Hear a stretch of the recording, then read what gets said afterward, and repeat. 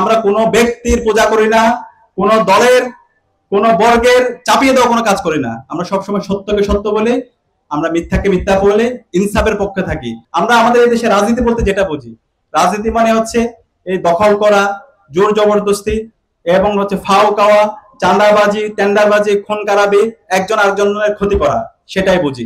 সত্যকে সত্য বলতে পারেন, আপনাকে নিজেকে আগামীর জন্য প্রস্তুত করতে পারেন, সেই ধরনের একজন মানুষ হিসেবে তৈরি করা ইসলামী ছাত্র শিবিরের লক্ষ্য।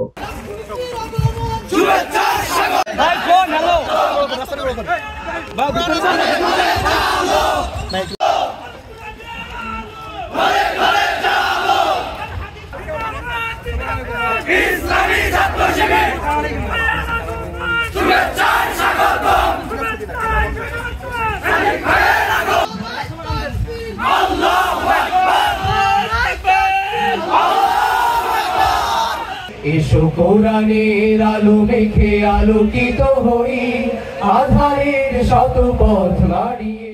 আমরা দেখতে পাই আমাদের এই সমাজে যত সংগঠন আছে, কেউ কার্ল মার্কসের কথা বলে, কেউ লেনিনের কথা বলে, কেউ মিশেল ফুকোর কথা বলে, কেউ ডায়ালেকটিক্যাল মেটেরিয়ালিজমের কথা বলে, কেউ এই বাদ সেই বাদ, কিন্তু আমরা কোনো ব্যক্তির পূজা করি না, কোনো দলের কোনো বর্গের চাপিয়ে দেওয়া কোনো কাজ করি না। আমরা সবসময় সত্যকে সত্য বলে, আমরা মিথ্যাকে মিথ্যা বলে ইনসাফের পক্ষে থাকি।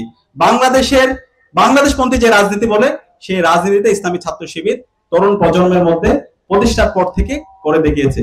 এবং ইসলামী ছাত্র শিবির কি করতে চায়, আমরা আমাদের এই দেশে রাজনীতি বলতে যেটা বুঝি, রাজনীতি মানে হচ্ছে এই দখল করা, জোর জবরদস্তি এবং হচ্ছে ফাও খাওয়া, চাঁদাবাজি, টেন্ডারবাজি, খুন খারাপি, একজন আরেকজনের ক্ষতি করা, সেটাই বুঝি।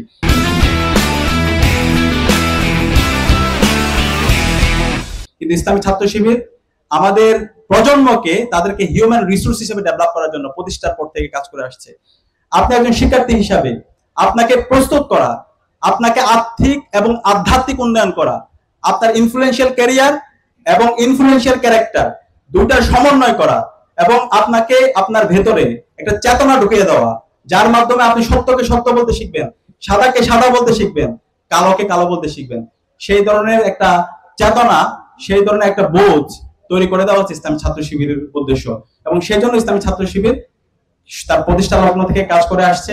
এবং শিবিরের সমৃদ্ধ একটা সিলেবাস আছে, শিবিরের কাঠামো আছে।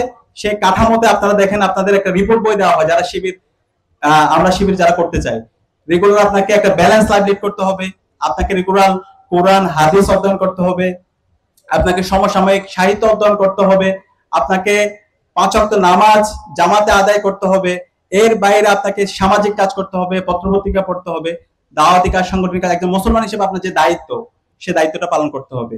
তো এবং এর সাথে আপনাকে রাজনৈতিক সচেতন হিসেবে আপনাকে গড়ে তুলবে। তো এই যে রাজনীতি এবং হচ্ছে আপনার একাডেমিয়া, দুইটার মধ্যে সমন্বয়, এবং আপনার এক ইনফ্লুয়েন্সিয়াল ক্যারিয়ার এবং ইনফ্লুয়েন্সিয়াল ক্যারেক্টার, দুইটার সমন্বয়, এবং আপনাকে দুনিয়ার বুকে একজন জান্নাতি মানুষ হিসেবে তৈরি করা, যেন আপনি দুনিয়ায় আপনার সত্যকে সত্য বলতে পারেন, আপনাকে নিজেকে আগামীর জন্য প্রস্তুত করতে পারেন, সেই ধরনের একজন মানুষ হিসেবে তৈরি করা ইসলামী ছাত্র শিবিরের লক্ষ্য।